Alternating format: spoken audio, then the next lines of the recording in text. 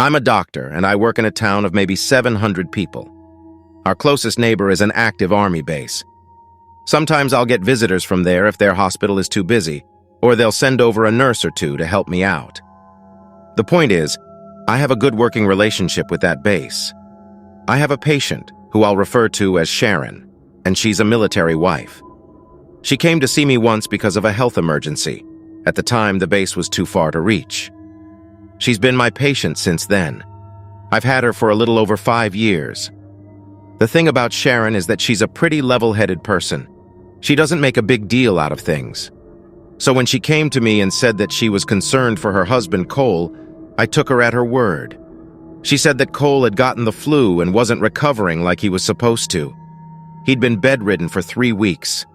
She took him to the VA hospital and he got released the next day, even though he wasn't any better. This immediately seemed strange to me. I trusted that VA hospital, and honestly, it was one of the better ones I'd seen. It wasn't like them to shirk their duty like that. And worst of all, my hands were tied. I wasn't Cole's primary care, so I couldn't write him a prescription. I couldn't do anything except give Sharon some tips and ask her to keep me updated. I felt terrible. She came back 2 days later and said Cole had recovered to full strength. I was as confused as she was. For him to make a turnaround like that after being sick for so long was bizarre. I told her to keep an eye on him just in case. Then Sharon called me around midnight on my emergency number. She said that Cole was awake but unresponsive. We did a video call on my cell phone and I saw what she meant. He was sitting up in bed with his eyes open. But he didn't react when she talked to him, touched him, nothing. He wasn't ignoring her. He was a serious man and he didn't play jokes like that. It was like he didn't see her at all. I thought he had a mental break of some sort, or something in his brain had gone wrong from the flu. Sharon had tried calling the VA and been blown off each time. I told her to drive Cole to my office and I would do all I could. They didn't even make it off the base.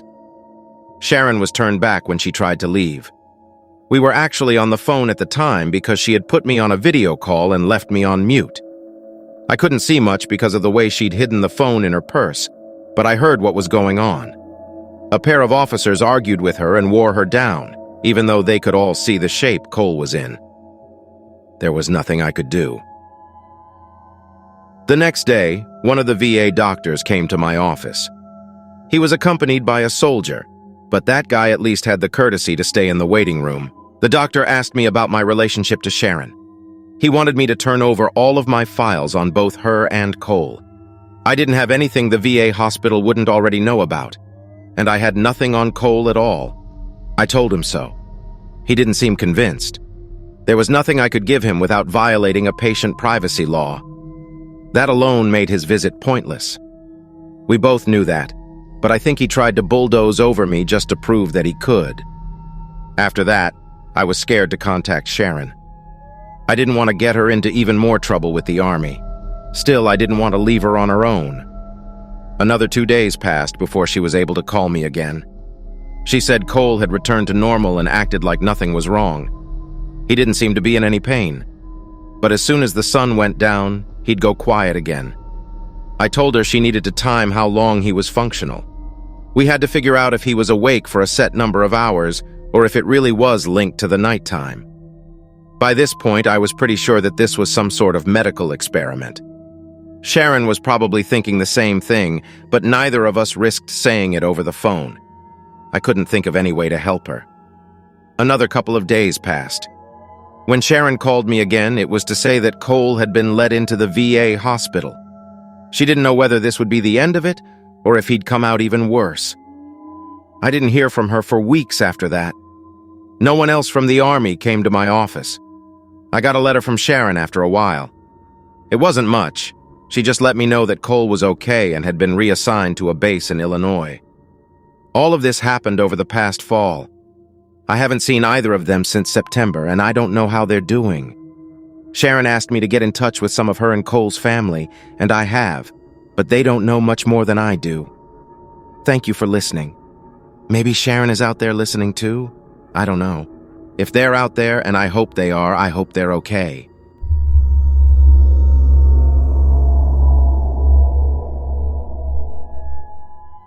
I lived in Montana at the time this happened, near the mountains. I lived in a small cabin with my partner and our 2 dogs. It was normally very quiet with nothing to remark on happening. One night, my partner ended up staying late at work to cover for someone who called out sick. I was at the cabin alone.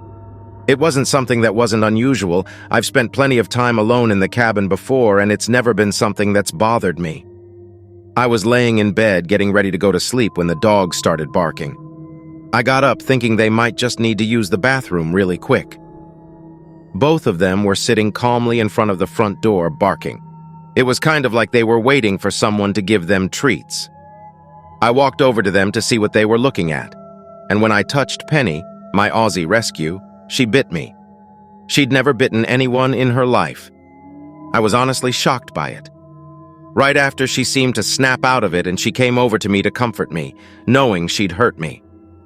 It was bizarre that she'd bitten him to begin with. My other dog, Roscoe, hadn't moved from the spot the entire time. I didn't want to move him and risk him biting me too, so I shook some treats and he left the spot to go and eat them. I looked out the window and I didn't see anything that would have alerted them like that. It was weird. I brought them into my room and laid down on the bed with them. Eventually, I fell asleep. The next day, I'd told my partner about what happened, and we kind of assumed they must have heard something outside, a raccoon or a possum or something harmless.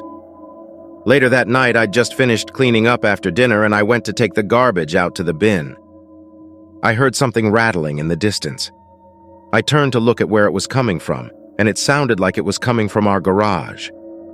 The garage was detached, and we used it mostly for storage, and they often left the garage door open since they were so far away from the road. I walked towards it and tried to peer inside to see if I could see what it was. I assumed it was a raccoon or something, nothing crazy or out of this world. I heard a strange chattering noise from the garage. I froze in place when I heard it. It didn't sound like anything I'd heard before. I stopped walking towards it and just turned to go back in the house. If it was some rabid raccoon or something, it was probably best to just call an exterminator. I told my partner again, and we decided that would be best. I called an exterminator in the morning and they were able to send someone out that day.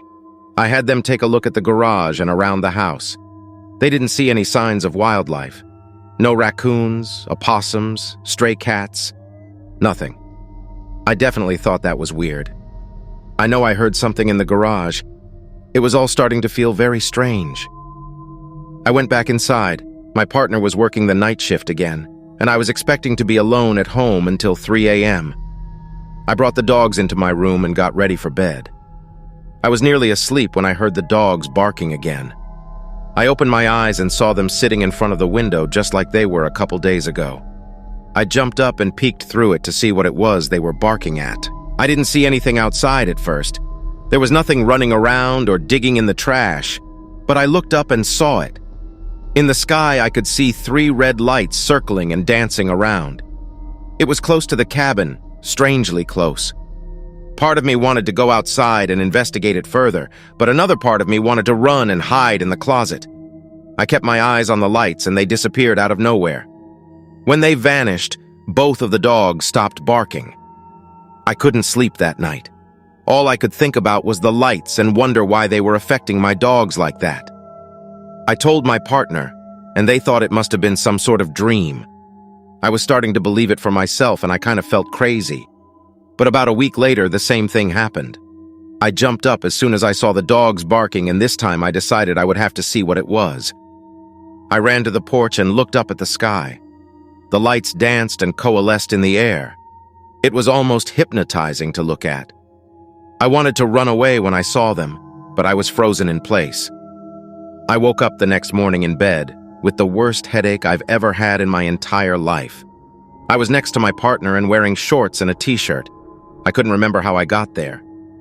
I remembered getting out of bed and going to look outside at the dancing lights. Everything else just went dark. I woke my partner up and told them what happened, and they thought it was just a dream I must have had. My partner didn't believe anything I said about what happened, and they couldn't understand why I was so fixated on it. I just can't shake the feeling that something happened to me that I can't remember. I feel like I need to find out, but I don't even know where to begin.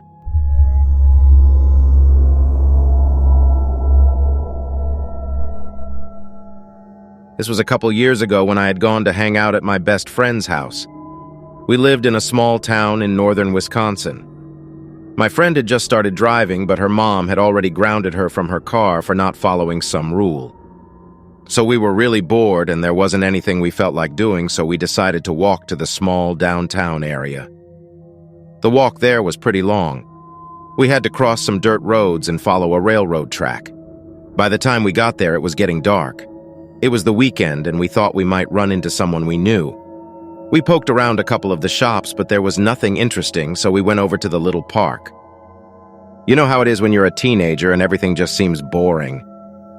We were swinging on the swings and I spotted 2 sheriff police cars parked at the end of the downtown strip near this old mechanic shop. My friend thought they were probably searching for 2 guys who had been breaking into cars around town. We decided to start heading back since it was almost like 10 p.m. at that point, and I wasn't looking forward to the long walk back through the fields and railroad tracks in the dark. So we were walking past the mechanic's place, about to turn the corner, and I heard a helicopter. My friend thought it was a police helicopter looking for the car hoppers. I highly doubted they would go so far as to use a helicopter for a petty crime. But I started to feel worried that the police might mistake us for the car hoppers they were looking for. We were walking across the street from the sheriff cars, and I tried not to act suspicious even though we hadn't done anything wrong. We rounded the corner and we came to the huge grassy field behind the downtown strip. At the end of the field, there are these dense woods, and it was at the boundary of the field and the woods that we saw something bizarre. It was like a massive rod-like object that was hanging there in midair. It was hovering just above the tree line. It's kind of hard to describe it accurately, but it was like 2 rods stacked on top of each other, with the upper one slightly extending to the right and the lower one to the left. Both ends had these green lights that were glowing and pulsing.